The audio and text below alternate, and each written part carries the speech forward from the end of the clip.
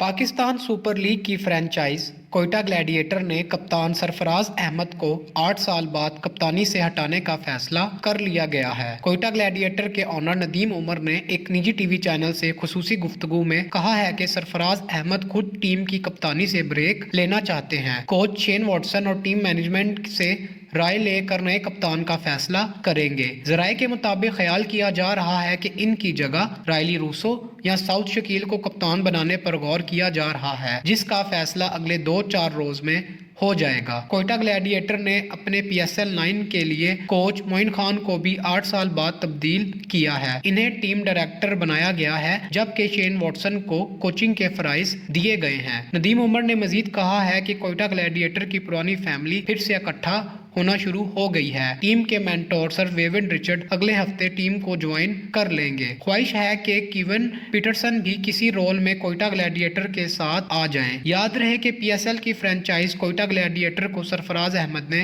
अपनी कप्तानी में 2019 का टाइटल जितवाया था, जबकि 2016 और 2017 में कोयटा ग्लैडिएटर की टीम फाइनल खेल चुकी है। दूसरी जानिब पाकिस्तान क्रिकेट टीम के फास्ट बॉलर एहसान Ullah Pakistan super league PSL season 9 से बाहर हो गए हैं। मुल्तान सुल्तान के लिए ये बुरी खबर है कि एहसान उल्लाह इंजरी के बायस PSL सीजन 9 नहीं खेलेंगे। दूसरी जानिब रेस टॉपली भी मुल्तान सुल्तान को PSL के लिए दस्तयाब नहीं होंगे। रेस टॉपली की अदम दस्तयाबी की वजह इंग्लिश क्रिकेट बोर्ड की जानिब से इनको NOC जारी नहीं करना बताई गई है। मजीद ऐसी वीडियोस देखने के लिए हमारे चैनल को सब्सक्राइब करें और बेल आइकन को दबाना न भूलें।